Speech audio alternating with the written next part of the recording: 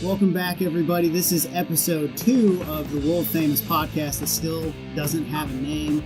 My name's Tom, one of your co-hosts, and joining me today are two of my favorite people in the world. They are Chad and Dylan. Thank you for joining me. Hey, guys. All right, so everybody probably knows why we're here today. It's the day after the NFL draft, so we are going to review it and kind of recap things, not only from an NFL perspective, but also from a fantasy look. So just a couple of quick reminders for people that skipped past the first 10 minutes of our last video, Josh. Dylan, why don't you remind us of some key dates? Okay, so September 3rd is the date you'll most importantly want to remember. September 3rd is going to be the day of our draft. It's the first Sunday in September, so remember that. June 1st will be our draft order reveal date. So just keep in mind, mark those down on your calendar. Never too early to start talking about fantasy, so just remember those dates. Thanks, Dylan. That was excellent. So before we get into the meat and potatoes of this whole thing, there's a little story that I'd like to share with you. If you guys rewind back to our last episode and we go over the mock draft, there was a particular person that I was extremely excited about getting drafted this year, and there's a little bit of a story behind that. If we rewind back to Thursday night when the draft actually happened, I got to work that morning, and when I got there, I took a piece of paper, grabbed my pen that I use every single day, and I wrote something down on a piece of paper. Stuck that little piece of paper in my wallet. Me and Dylan and a bunch of other guys, well, you know who you are if you were there, got to B-Dubs, and Titans get on the clock at number 5. And Dylan, what happened after that? So after the Titans got on the clock, they made their pick. And for those of you who didn't watch it, and I'm sure you did, they picked Corey Davis. And then after they made the selections, done crying tears of joy, I opened up my wallet, took out that piece of paper, and on that piece of paper it said Corey Davis, no matter what. So if that sounds familiar to you, it's because you guys have seen the movie Draft Day. It was a similar situation where Kevin Costner wrote down Monte Mack, no matter what. And I got to give it to Tom. He called it, and that was his guy. They went and got him, and sometimes you just gotta take the guy you want. Yep, and sometimes we're right, sometimes we are wrong, and one time in particular that people at least perceptively seem to be extremely wrong would be the Chicago Bears, and the Bears made probably at least what it looks like to be one of the most colossal mistakes in the history of the NFL draft. The Bears moved up from pick number 3 overall to pick number 2, and in an effort to completely destroy their franchise, they not only did they move up that one spot, but they also gave up a 3rd and a 4th round pick this year and a 3rd next year to select a guy who would have been there anyway, in Mitchell Trubisky at quarterback. So, Chad, what was your initial reaction when that happened? My initial reaction, first off, I laughed because that was just god-awful. The Chicago Bears would have done.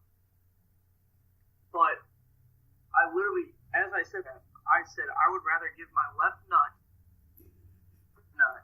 than trade Mitchell Trubisky or to draft Mitchell Trubisky. Nuts and not be able to produce offspring than have Mitchell Trubisky on my team. That is the worst possible trade you could have ever done. And if he comes out to be some great quarterback, well, congratulations for the guy. But I swear to God. Yeah, the biggest knock on him, it looks like, is just the inexperience. Really, he's played in 13 games, 8-5 for a program that is kind of middle of the road. It's not if he was 8-5 and he was playing at Alabama, maybe. If he was 8-5 playing for Ohio State, yeah. But for North Carolina, you would expect more production out of a top 5 quarterback. At least, especially to trade up to get him too as well. I think I don't want to say that he would have been there at 3. And I don't want to say that the 49ers were going to take him. I think they wanted to jump up 2 before another team could. So I get that, but I didn't understand how much they traded. Yeah. To move up to one spot and get that guy. So I understand trying to trade up before another team could, but I just didn't understand the amount, the extremity they traded to get him. But let's just think about this for a minute. What if the 49ers, knowing that a team was interested behind them, and they're like, oh yeah, we're going to be interested in Mitchell Trubisky, and say everything, but when it came to it, they probably didn't want him, but they knew that they were going to get picks in return. So, great strategy on their part. Yeah, just say that they're interested in getting that pick. Sure.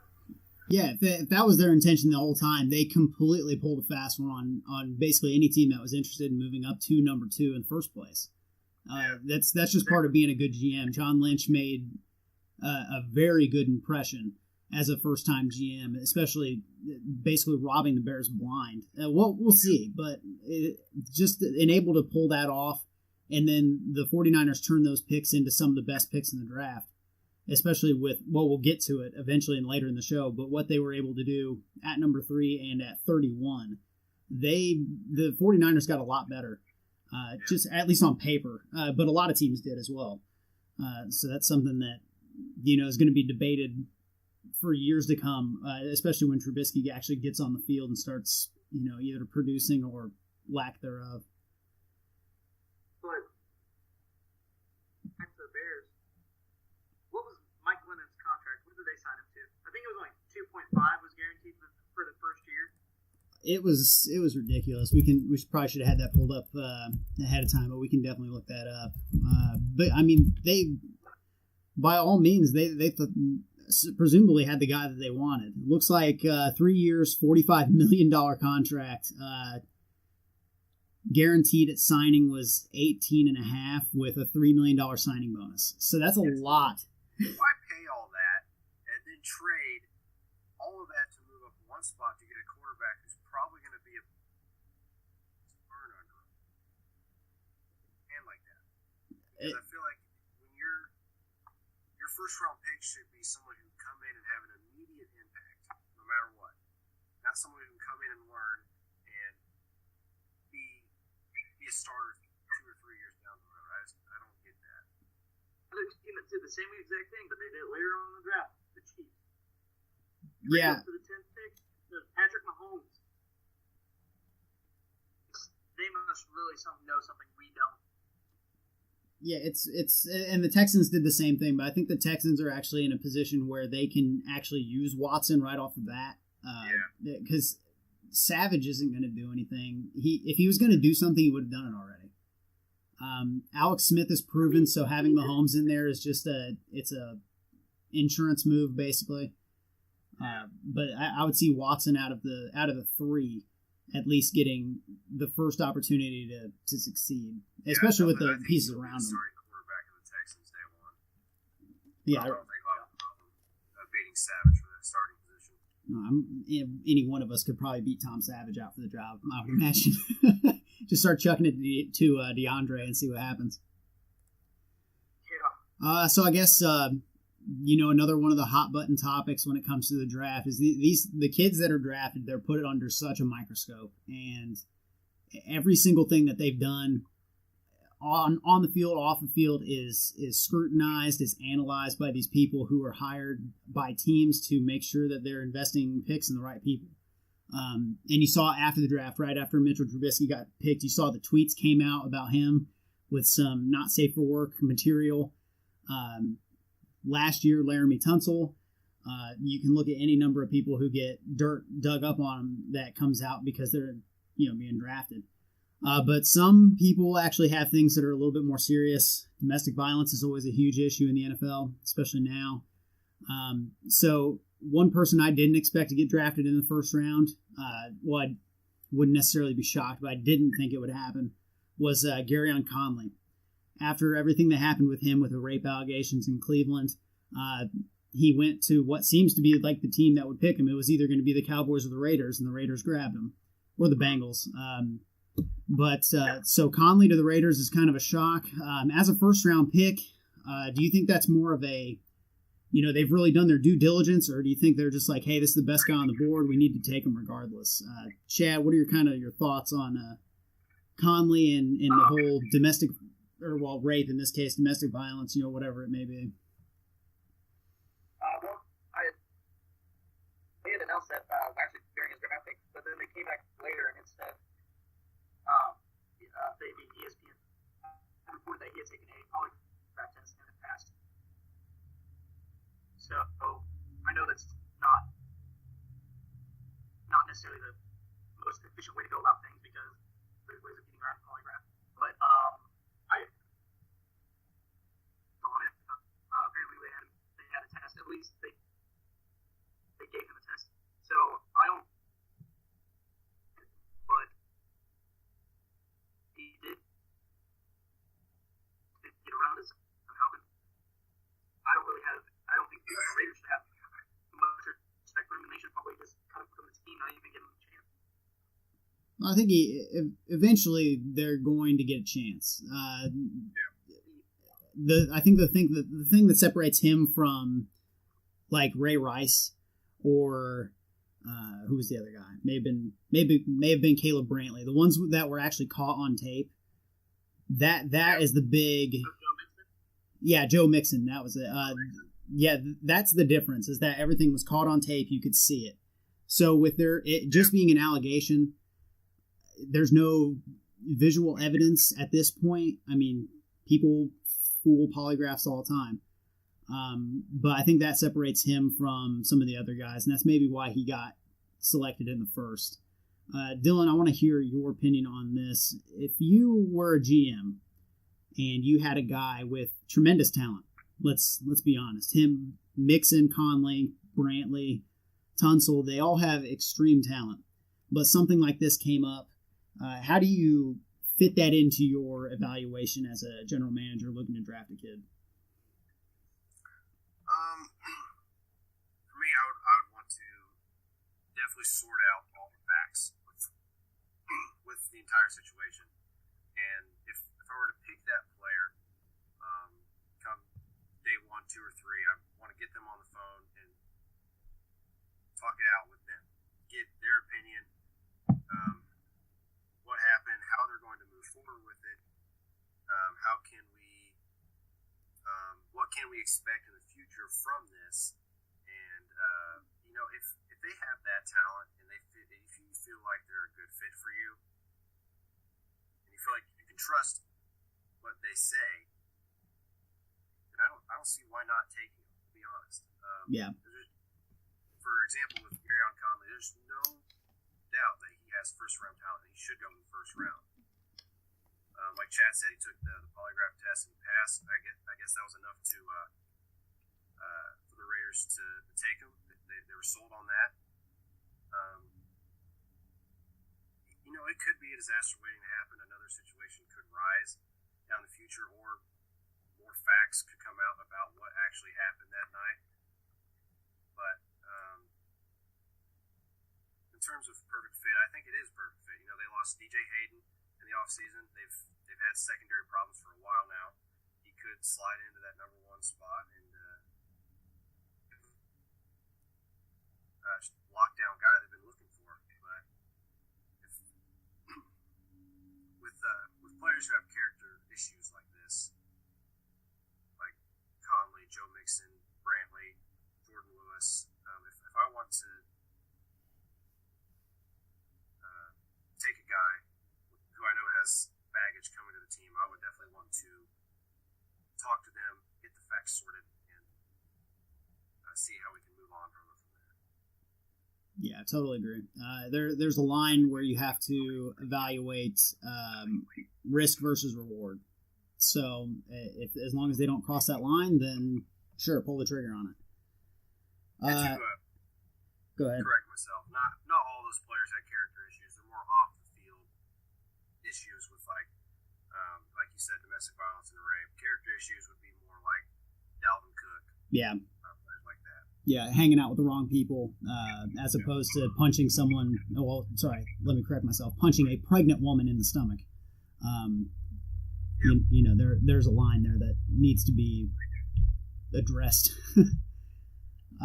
So I guess we're along kind of the same lines, but not necessarily biggest splash from like a PR nightmare, but like biggest splash just in terms of the draft overall. Who do you think you guys had kind of one of the better drafts this season? From the first round or just the entire draft as a whole? Oh, well, I mean, we can go both. Let's start with the first round. Who do you think made the biggest selections for their team?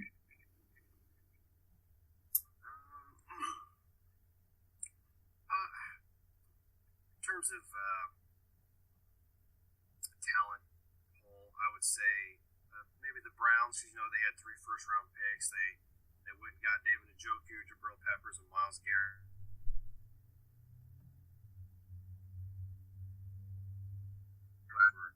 Excellent 3 first-round picks to kind of build your units around, and just because they had 3 picks in the first round, they didn't disappoint with any of them. I would say the Browns had the best selections in the first round.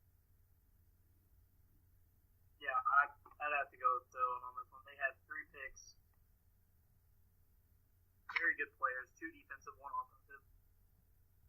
Their tight end, David Njoku, was so good that they actually released Gary Barnage, which prior to anybody but it did to me. I think they made the biggest splash, not necessarily that they had the biggest splash. Yeah, and that was interesting too, because Barnage actually on Twitter said that he was super excited to have Njoku in the building, and then 7 hours later they informed him he was going to be released.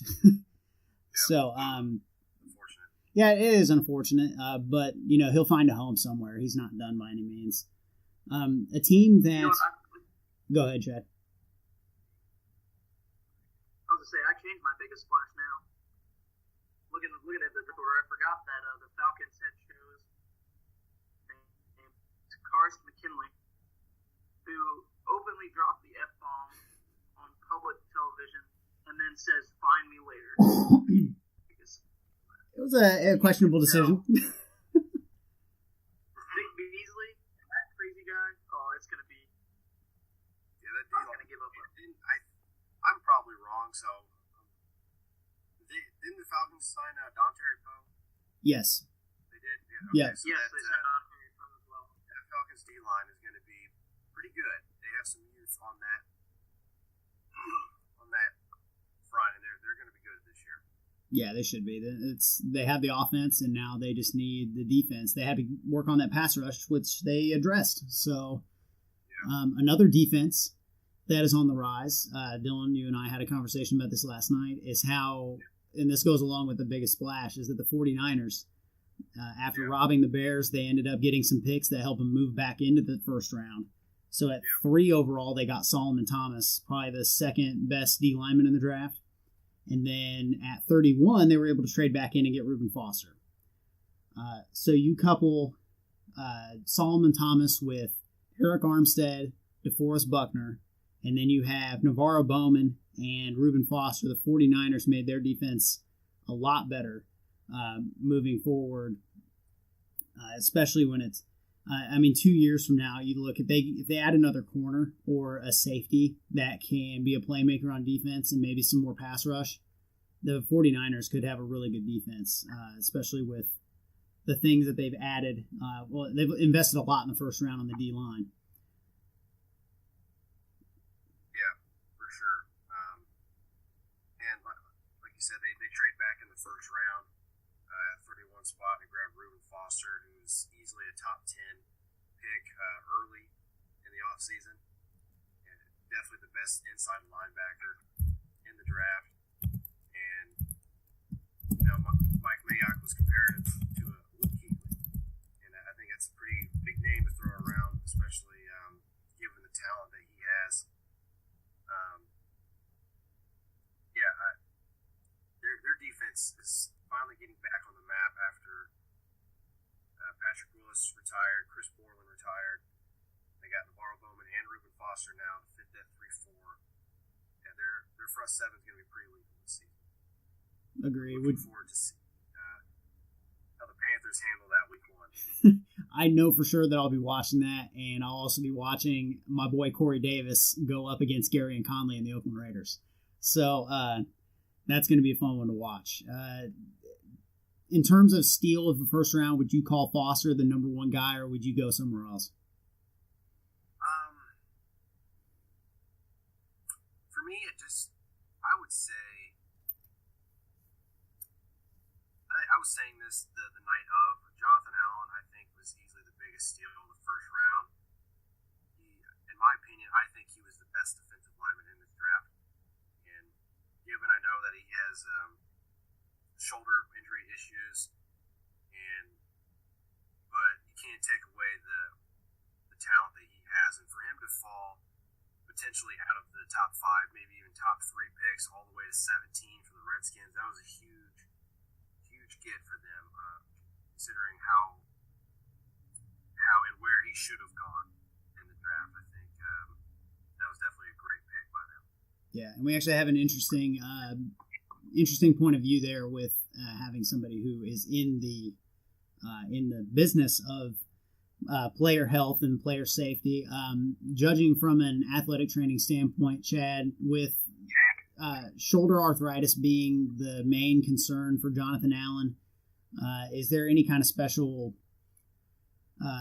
treatment or anything that needs to go on with him to kind of increase the longevity of his career? Or is that going to be a huge issue, 5-6 years down the road? Well, due to me, first off, not seeing any of his, secondly, me not being able to release the medical information that if I did see. But on my personal opinion, from what sources have said, that it's, I think, double shoulder arthritis. Those shoulders are looking very good. And for him, as being a bigger guy and a defensive lineman, the way they're talking about it, his career may not be more than 6 years. See, this is why, 6 years. Yeah, this is why we bring you on the show right there, is because we need that expert opinion.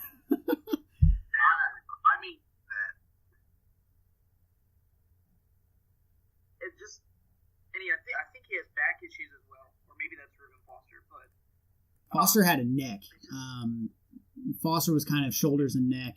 Same thing with Mike Williams a little bit. He had that traumatic neck injury his junior year, I think. I mean, he's athletic enough that it's worth the risk for 4 or 5 years. But you probably know, being a former training student, it's just his body might be only able to go 5 or 6 more years, but he may end up going 10, 15 years. Who knows how his career is going to end up. So yeah, everybody's body reacts a little bit differently. It's up in the air at this point, but he was taken with appropriate for how everyone was judging his injury. He's top 10 talent easily. And everything, you got to think maybe that you're taking a risk on him not being there as long as you'd like. So yeah. So moving along to kind of the fantasy aspect, I guess. The defensive guys kind of help in terms of team defenses, but really the impactful guys are on offense. So there are a couple of high-profile names that got drafted in the first round and even beyond on day 2 and day 3. But Chad, if you had to pick one guy who's kind of on your radar, or maybe a couple guys that were drafted in this past couple of days, who do you think leaves the biggest footprint in terms of fantasy value? All right, well, I have 2 people who are going to make the biggest fantasy impact, and they're both, obviously, the Colts are in Indianapolis, and the other one is from the Bengals. I'll start with who I think from Indianapolis. I'm kind of about to contradict you, Tom, but I think Malik Hooker for the Colts improves their defense so much. Andrew Luck, T.Y., Philip Dorsett, Dante Moncrief, Frank Gore, with all those guys not having to be on the field, being on the field more because their defense can get stops. I think that improves their stock, not tremendously, but it improves it enough to where it's been probably a top 5 quarterback. I think jumps in the top 2, top 3, just because of his defense might actually be able to stop someone. They might actually be able to win games. So you think Malik Hooker is going to rise the stock of Andrew Luck somehow in fantasy football? Because of the deep. Now, let me think about it like this. If they score, it sounds weird, but he is going to the Colts, and he'll be able to stop teams. So we're not every time that they have the ball to get somewhere. Like I know it sounds confusing. No, I like it. No, yeah, I was actually just going to agree. There's, if you look at field position, if you give the team 50 yards to go as opposed to 80, chances are it's going to help your offense. It opens up things. So yeah, actually, that's an interesting take on the question. So I appreciate you for that. And then the next one is John Ross, which I think was later on, but I think it was kind of a reach. With putting him opposite of AJ Green and opening up the field more. I had read something for one of the Bengals players, I don't think it was specified who, but they were talking about how playing a deep safety now, they're going to have to play 7 in the box, or not 7. They're going to have to play basically almost everyone in the box, or they're going to have to start doing man or zone or something. So that's going to open up the field for AJ Green. I said earlier, they decided to do it with a running back situation. And then you have Tyler Boyd, who had an rookie year, but that's also because AJ Green had been hurt. Brandon McBell, I don't go with him. You just, when you have John Ross speeding down one side, that gives AJ Green and everyone else a chance to get open. Yeah, I can see as being potent. I agree. I think he's a huge deep threat. However, I disagree that I don't think he was actually a reach. I think he would have been if Corey Davis and Mike Williams both didn't get selected in the top 10. But after those two, John Ross is the only other receiver probably worth taking in the first round. So after that run on receivers went, I think they had to take John Ross if they wanted him. So I think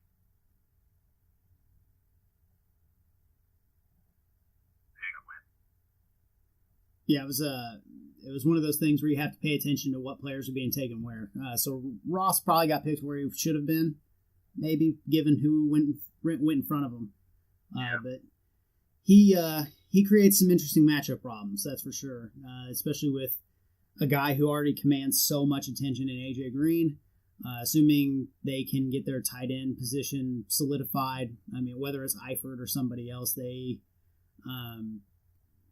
get that figured out, and then it's going to be tough to see who they can actually defend. And the running back room in Cincinnati now is full with Hill and Mixon and Bernard. So yeah, that's going to be too jumbled for my liking. I'm probably going to stay away from that Cincinnati backfield. Yeah, in all likelihood, it's going to turn into another Patriots situation or the Redskins. There's just too many mouths to feed. Another player that I like,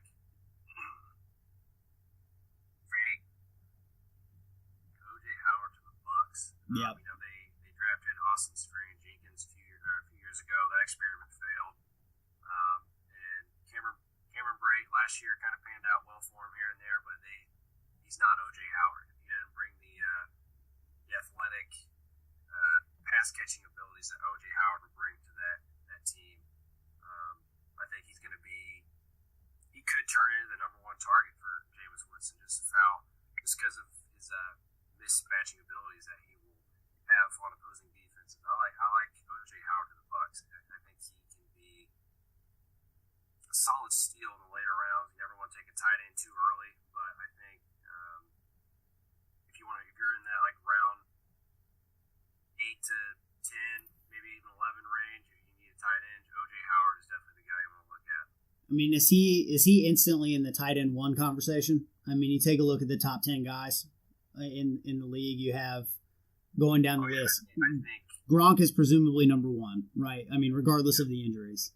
Yeah, I think come week 1, O.J. Howard will be the starting tight end, like you said, tight end 1 on someone's team. Yeah. I don't see how he doesn't win that job. Yeah, so it's Gronk, Jimmy Graham, Olsen, Delaney Walker, O.J. Howard. Yeah, he could jump to top 5. That's how good he is. For sure. Yeah. So you actually picked up an interesting piece for your offense in the draft. How do you envision Christian McCaffrey stepping in for the Panthers? I think he fits the offense well. People were questioning his ability to run in between the tackles, but if you look at the tape from him at Stanford, that's what he did best. He can catch the ball out of the backfield. He can line up in the slot if you need him to. He's a versatile weapon. I like the combination that him and Cam will have. Definitely with the option, it's going to be pretty fun and scary to watch. I think they definitely got a good player in terms of a fantasy aspect. He was the FBS leader in all-purpose yards 2 years ago, and I think the Panthers will know how to utilize that pretty effectively. Yeah, I'm pretty sure he's the all-time leader now too, isn't he? He had like something over 6,000 all-purpose yards in a career. He broke, was it Barry Sanders maybe? Yeah, I think so. Yeah, Barry Sanders' record, which is incredible. Yeah, he falls into a great situation because he doesn't have to carry the load because Jay Stu's still there, and he also gets to benefit from having a pretty, I would say well-balanced, but at the same time more of a run-heavy offense. Yeah, I know the NFL is a whole new, different ball game, but arguably Christian McCaffrey could be running behind a bigger line now than he had at Stanford. I think he'll get a lot of looks in terms of passing out of the backfield, and he'll probably get some return experience too, returning punts, returning kicks. I don't know how they'll utilize that, but because they also drafted Curtis Samuel in the second round, he's a punt return guy. But in terms of fantasy perspective, I think McCaffrey definitely brings some PPR value. Yeah, so who would you say is a under the radar guy that could provide some interesting fantasy boom? Somebody who maybe wasn't drafted on day 1 or day 2, well, perhaps day 2, but somebody that we haven't mentioned just yet. I like Dalvin Cook to the Vikings. I think he's another guy that can catch the ball out of the backfield. I don't think he'll have much of a problem stealing the starting job spot from Latavius Murray. The Vikings in the offseason in free agency, they went and got some offensive line help, and I like Dalvin Cook.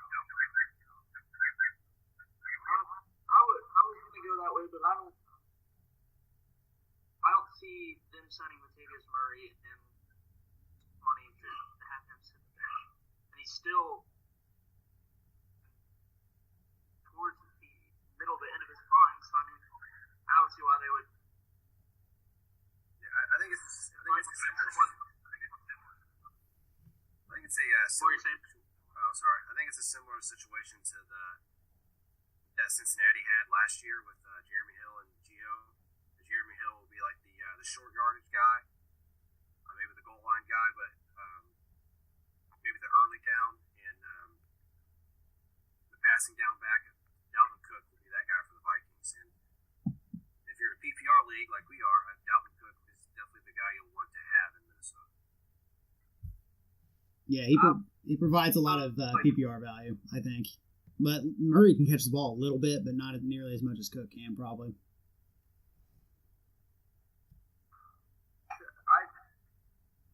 going to add it because I can see this happening. I see Joe Mixon beating out Gio after Gio coming back from an ACL surgery.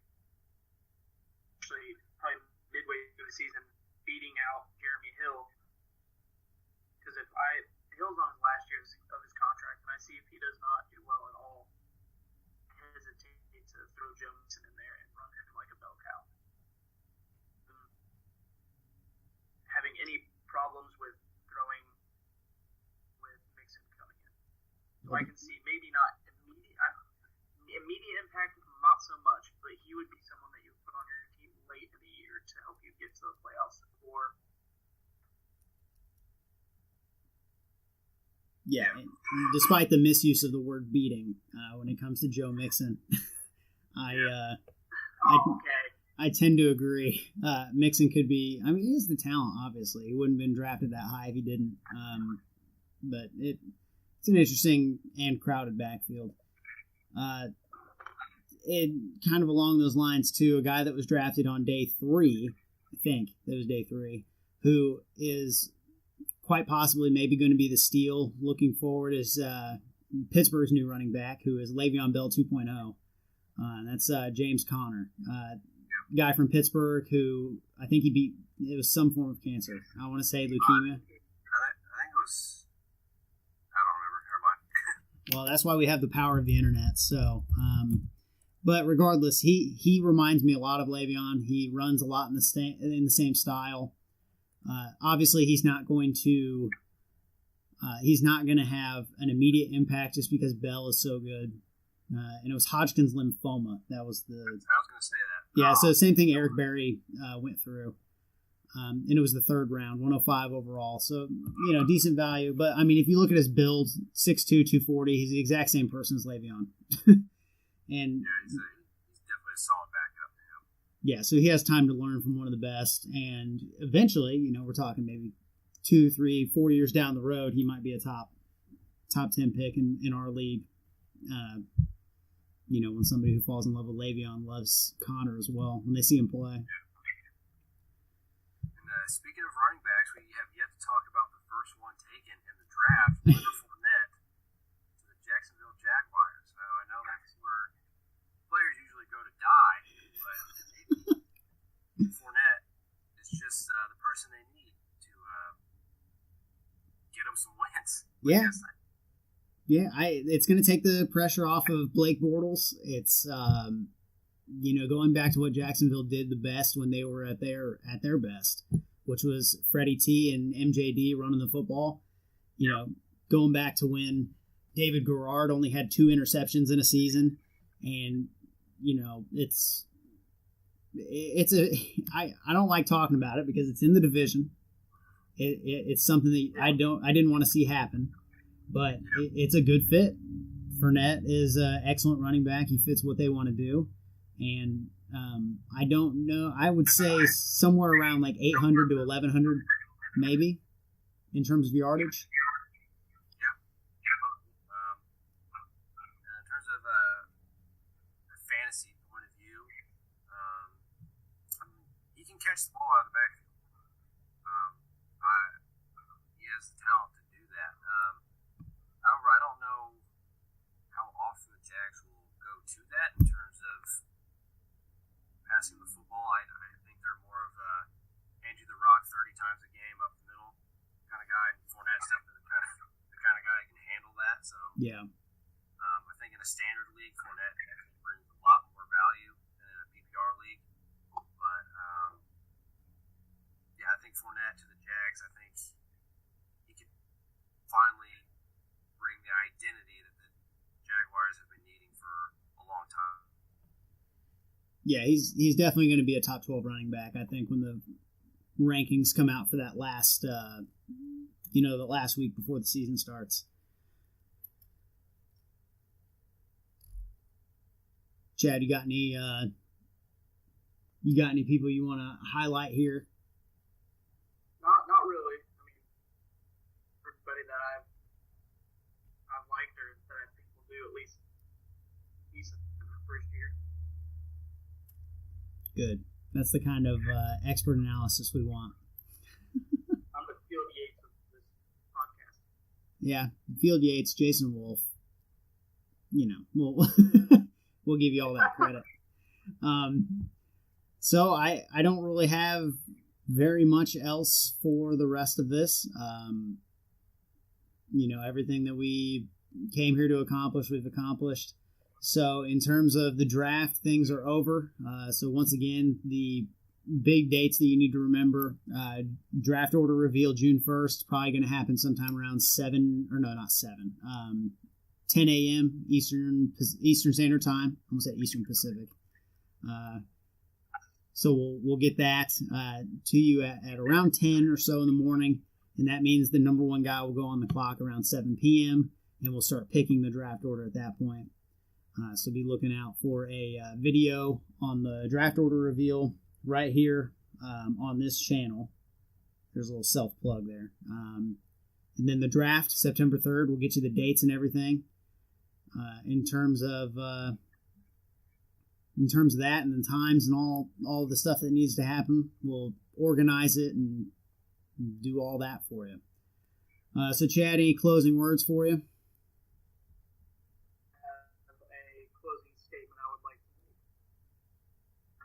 About this time last year, I was, enjoying my title reign. Did a little video over at Josh's house, and I if I can quote myself correctly, I said that I would be a 3-time champ. Last year, as everyone knows, and I've rubbed it in your faces all the way up to this point. All I have is one more year to make that prediction come true, so I don't stopping me anytime soon. Well, it only took you 41 minutes to actually start talking about yourself like we know you would. So, hey, you're the one that waited 41 minutes. Well, thank you for picking up that side of your contract. That was very nice of you to remain on task. Yeah, I almost forgot about it. So, hey, it's all good. All right, well, thanks. That's about it. Yeah, thanks for joining me today. Dylan, same to you. I know that we've lost you here in the last few minutes, but thanks for coming on again.